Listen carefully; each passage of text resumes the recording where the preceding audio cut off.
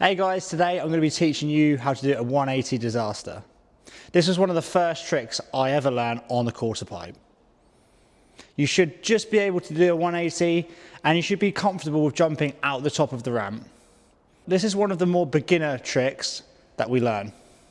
I'm assuming you can probably air a quarter pipe by now, or you can turn around and do a little hop on the quarter pipe. So a 180 is a little bit like an air, but we're going onto the top of the ramp rather than pulling out of the ramp. So as I just said, you want to be comfortable jumping out of a quarter pipe. I would recommend learning this on a 4-foot ramp, not too steep, not too mellow, something you just feel comfortable, you can drop in and jump out of it relatively easy. So the first thing we want to do, we want to start spinning when we come out of the quarter pipe. So we're going to jump out, we haven't got to go too high, you've just got to spin relatively quick.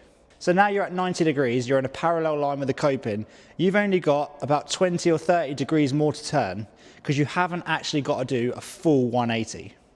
So now let's spin a little bit more than 90 degrees because we want to try and get our front wheel facing the other way, back the way we came.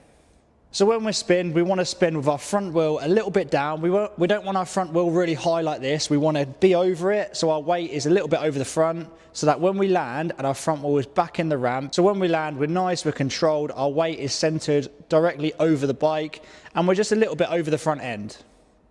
If you find that you're doing a jump out of the quarter pipe and your front wheel is nowhere near the coping, you're a little bit further away, you might be going a little bit too fast, or you might be pushing out of the ramp a little bit too much.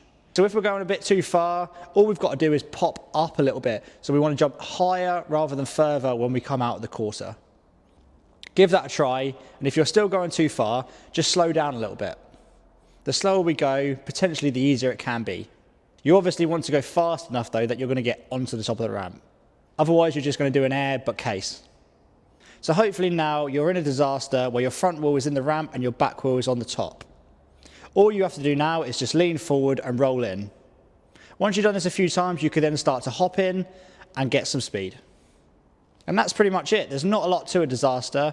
You can do a full 180 spin, but I actually prefer to underspin them a little bit.